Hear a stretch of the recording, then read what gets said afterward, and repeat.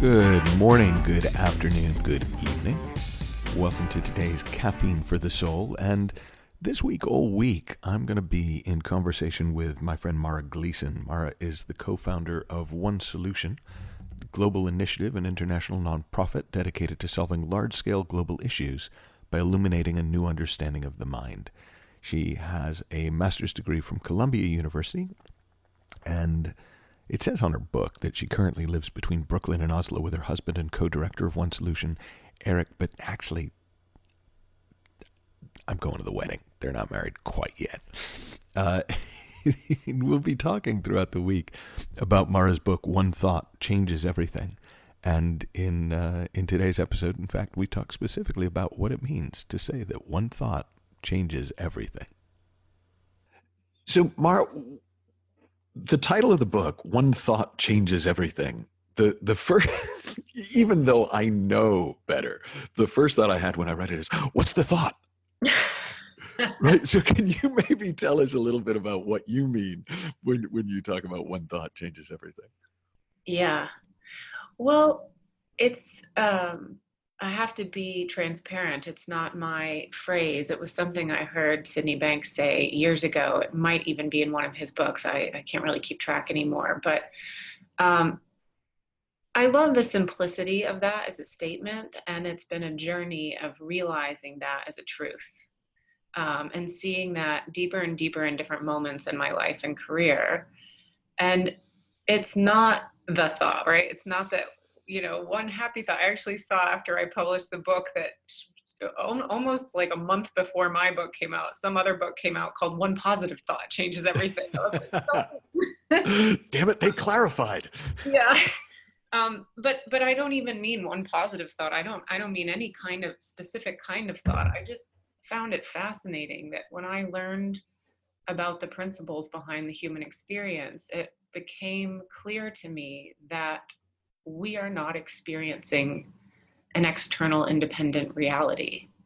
We're experiencing our own moment-to-moment version of reality via the power of thought. So the idea that any situation I'm in, any feeling I'm in, any sense of myself, my identity, my purpose in the world, anything, everything comes from the mind and comes from thought in the moment. And I've experienced firsthand, and then I've also watched other human beings and my clients and the stories that I share in the book, watched them experience firsthand that literally one new thought can change your entire idea of what's happening in the world. It can change your entire feeling state. It can change your notion of yourself in a moment. I share in the story about, in the book, a story of when I had my first insight that my entire childhood story I had about my relationship with my father had come from one way of thinking about him. And when I saw that for what it was like it dissolved in thin air, and I felt my childhood rewrite itself. Yeah. In the flash of a moment. And it was crazy. And I don't know, Michael, if you were there in a conference once where I shared this story, but after I had a new thought about my relationship with my father in my childhood, I then later watched a series of home videos from my childhood and was completely blown away by how different it looked. Wow. Because my thought had changed.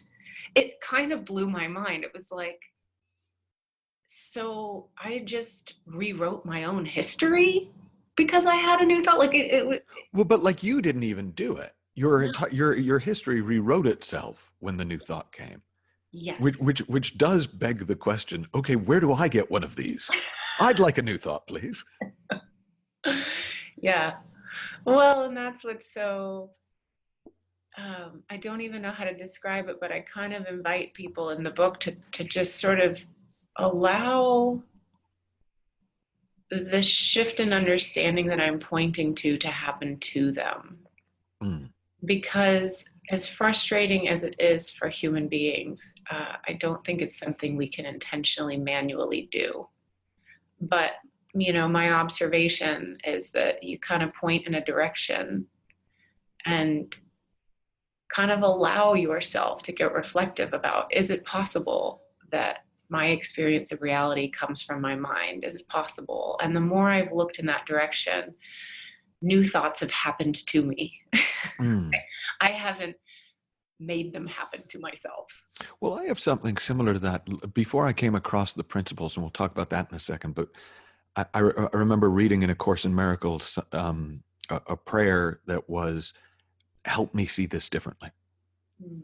And I noticed that every time I did that, every time I said that prayer, I would get a new thought, and it would look different. And it was weird. It was like so spookily reliable, I wouldn't use it. I didn't want to like wear out the batteries or something, because I didn't understand that, no, this is just how it works. But it sounds similar in the sense of, it's almost just opening up to the possibility that allows it to happen. Yes. Yes. It's so interesting you say that, because I really recently had an experience of that with ADIC. We were talking about something to do with One Solution and a project we've been working on, and out of my own innocent enthusiasm for it, I had been getting quite controlling. Yeah. Bluntly and humbly. And I remember in the conversation where he was basically asking me to chill the F out and stop being so controlling, I had this pause where I was like, I don't know how to do that. And I realized in that moment, because my thinking about this project looked so real, and I realized what he was asking me to do wasn't possible in the reality that I was creating about it. So in this moment, I kind of just sort of, like you're talking about it, stepped away from it and was like, yeah, I don't know what that would look like, but I'm interested. And I said to him, I said, but I want to. And can you help me? And it was interesting because he didn't help me specifically, but just my kind of willingness to see that, yeah, you're right. Me having a new thought about this would change it, and that would be a good idea. And it was really cool because about 2 days later, exactly what I needed to see about it, that change in thought happened to me. I didn't need to show up 2 days later, but it did. Well, what I'm hearing in that, and it's something I recognize again for me, but also for my clients, is that we talk about it as one thought changes everything. But actually, what happens is you get a new reality. Mm-hmm. So you're not really you are looking for a new thought in a sense. But what you're really kind of saying is, hey, I don't like this reality. Can I have another, please? Yes. And in fact, yes, you can. Yes. Bizarrely, you actually can, and it'll probably be delivered 48 to 72 hours if you have Amazon Prime. It'll be. Right. Well, to go back to, that was what struck me about that phrase when I first heard Sid Banks say it, is it's so simple. And I've discovered it to be true. And what a relief, because I think so much of what's out there is touting something much more complex and much less hopeful about the human experience. And yet this was just so, one thought. And how long does that take? I don't know, a millisecond when it happens. And who wouldn't want to know that potential for our reality and our experience of life to change could be that simple? You can order copies of One Thought Changes Everything on your local Amazon, and you can learn more about Mara and the work she does at onesolutionglobal.org. In the next part of our conversation, we'll be exploring what this larger energy that we're all a part of is, and Mara will be sharing an experience. The episode is called Being Mugged by God. Until then, have fun, learn heaps, and I'll talk with you soon.